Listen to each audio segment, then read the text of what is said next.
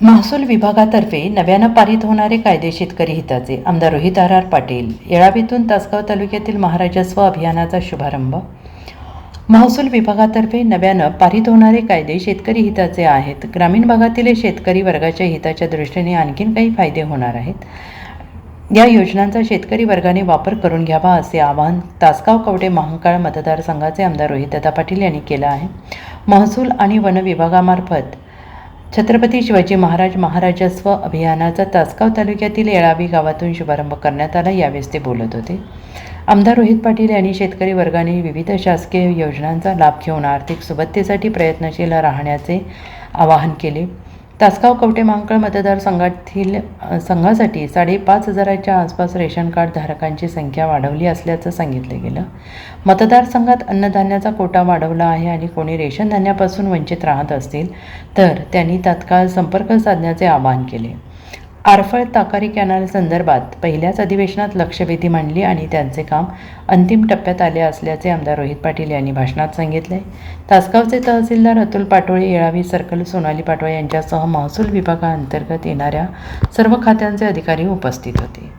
काळामध्ये महसूल विभागाच्या माध्यमातून जे काही नवीन कायदे विधानसभेमध्ये पारित होतात ते ग्रामीण भागातल्या लोकांच्या दृष्टिकोनातून अत्यंत हिताचे आहेत असं आम्हाला सर्वांना तिथे चर्चेतून कळतंय. येत्या 15-20 दिवसांमध्ये सुद्धा बरेच कायदे हे महसूलच्या माध्यमातून ग्रामीण भागातल्या लोकांच्या हिताच्या दृष्टिकोनातून येणार आहेत आणि आपण सर्वांनी तत्परतेनं त्या योजनांचा वापर हा आपल्या हिताच्या दृष्टिकोनातून करून घ्यायचा आहे. येत्या काळामध्ये बऱ्याच योजना येणार आहेत. काल कर्जमाफीची घोषणा झाली, अद्याप त्याचे निकष आलेले नाहीयेत, पण शेतकऱ्यांच्याकडे सगळी कागदपत्र असलीच पाहिजेत. मागच्या वेळेला अवकाळीचा पाऊस झाला आणि अवकाळी पाऊस झाल्यानंतर साधारण सगळ्या लाभधारकांना वाटप झाल्यानंतर देखील काही लाभधारकांना आम्ही अगदी 5-6 महिने उशिरा सुद्धा लाभ न देऊ शकण्याचं कारण फक्त कागदपत्रांच्या त्रुटी या होत्या आणि त्यामुळे त्यावेळेस देखील आपण ठरवलं होतं की शेवटच्या घटकापर्यंत या योजना चांगल्या पद्धतीने राबवण्याच्या काळामध्ये अन्नधान्याचा कोटा आपण तासगाव आणि कवठे महांकाळसाठी वाढवून घेतलेला आहे. त्यामध्ये माझ्या 100 दिवसाचा पहिला जो कार्यक्रम आपण राबवला, तासगाव तालुक्यामध्ये साधारण 3-3.5 हजार लोकांना आपण कार्ड वाटप केलं.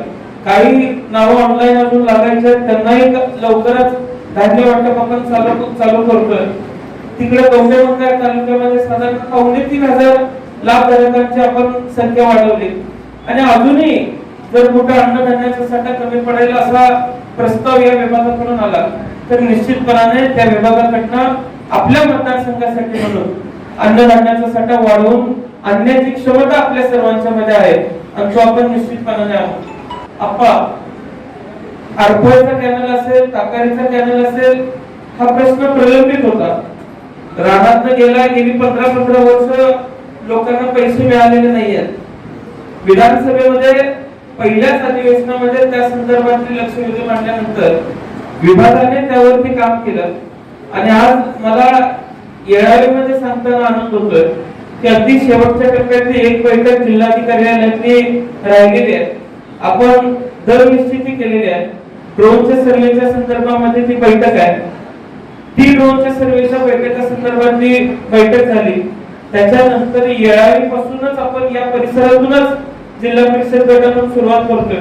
काही चेक वितरणचे कार्यक्रम सुद्धा आपण लवकरच चालू करणार आहे आणि निश्चितपणाने या मतदारसंघातले लोक सजग आहेत.